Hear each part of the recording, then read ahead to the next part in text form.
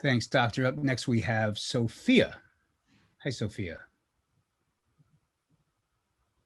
Hi, thank you so much, Doctor.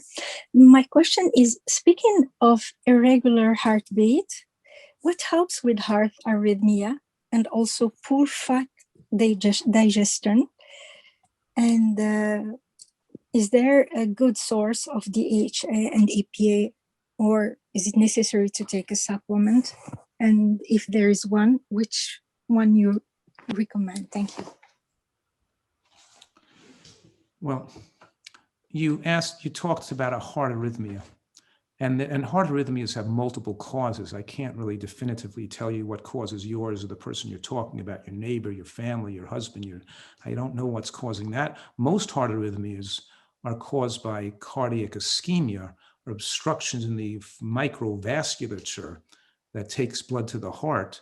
But a lot of cardiac arrhythmias are caused by medications doctors give for blood pressure, which brings the diastolic too low because the coronary arteries refill during diastole. So the major cause of arrhythmias and atrial fibrillation are going to doctors to lower your blood pressure instead of eating to lower your blood pressure. I'm not saying a low diastolic is going to cause an arrhythmia when you're not medicated, but when you're medicated to a low diastolic, then the diastolic isn't set to the oxygenation needs of the heart, which can then cause an arrhythmia. So it's getting off the medications and eating right so your blood pressure comes back to normal so you don't need medications is the main issue. That doesn't mean there are other causes of rare causes of arrhythmia that could be looked into, but mostly those are the main causes. Some people could have an arrhythmia due to fatty acid imbalances or even a protein malabsorption. Maybe some people need more creatine because they can develop an arrhythmia due to creatine deficiencies, but some people need, so in other words, I can't answer that question without knowing the individual in more detail and studying their condition. But most cases it's medication is the problem. And I shouldn't be on all this blood pressure medication. They should be changing their diet. I do recommend people take a plant-based EPA and DHA. The one I sell at drfuhrman.com is unique because we keep it packed in dark glass and we have it shipped to us in refrigerated trucks. So a person is using a vegan product without a preservative in it because we keep it refrigerated. The reason I started making it or utilizing the manufacturer, taking it in glass, because when I was recommending so many of my patients, because I've involved with this from my youth, I was involved with my mentors in the natural hygiene movement, like Dr. Herbert Shelton, Virginia Vertrano, Kiki Sidwa, Alec Burton, all these people who I looked up to, who were promoting plant-based and vegan way of eating. Most of them developed dementia or Parkinson's or other neurologic deficits. And taking care of the community of vegans through my practice, so many of them developed neurologic disorders later in life that I looked more into checking blood tests and evaluating their omega-3 index and starting recommending people take omega-3 many decades ago. But people would complain of burping and indigestion, and we would analyze the pills, the fish oil pills, or the vegan omega-3 EPA and DHA that we'd give people had high TBA scores, and they were not fresh. And they had some degree of rancidity in them.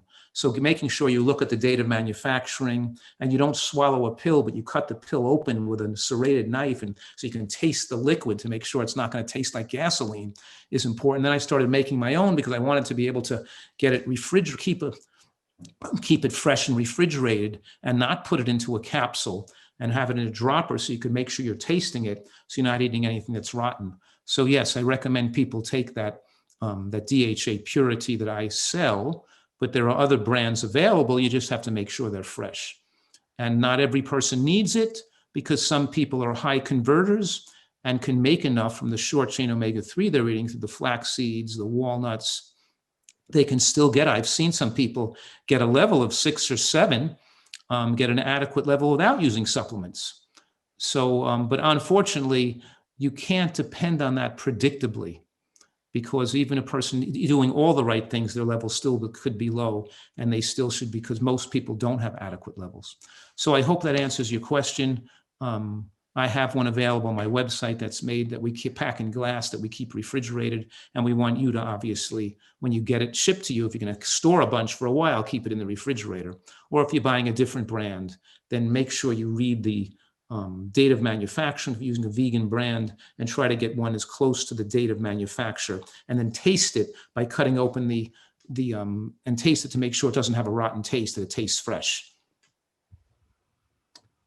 Thanks, Doctor. Up next, we have Benny. Benny, what's your question for Dr. Fuhrman? Hi, Dr. Fuhrman. If I want to be a hardcore healthy person, is raw vegan healthiest? And if not, what percent raw versus cooked? You know, that's a pretty difficult question too. I don't think raw vegan is the healthiest because number one, mushrooms are safer to eat cooked, and beans have to be very well cooked to be safe and to be good for you. And to eliminate beans and mushrooms from the diet to maintain rawness is not lifespan, protein, or immune system favorable. I've been involved with this plant-based community for many, many decades, and I've seen a lot of raw food as they age. They can do well in their middle ages, but as they age, they're more likely to get too much fruit in their diet and too many fruits and nuts. They're more likely to get fungal infections, nail infections. They don't get good muscle structure.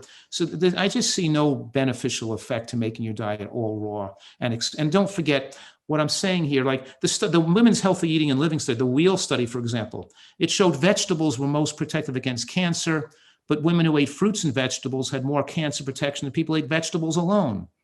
I'm saying here in this presentation that, you know, these plant foods are super healthy, but taking the nuts and seeds and removing them and taking them out of the diet makes the diet less healthy. Taking the beans out of the diet makes the diet less healthy. Taking the mushrooms out of the diet makes the diet less healthy. The more inclusionary you can be, the wider your selection of plant foods, the better protein bioavailability balance and nutrient balance you have with aging.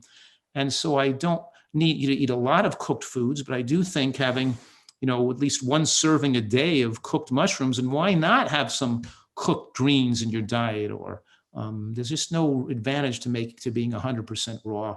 And of course, then you wind up, and then you're not getting the caloric bulk and satiation from the extra beans. But in any case, I'm not recommending it. I'd recommend you still have some percent cooked. So I'm saying that there's a wide spectrum of what would be okay. Maybe 30-70, 30% cooked, 70% raw, or 70-30, 70%, 30% raw, or anywhere in between might be adjusted for an individual needs or differences among people. But I think some mixture of raw and cooked is usually the best.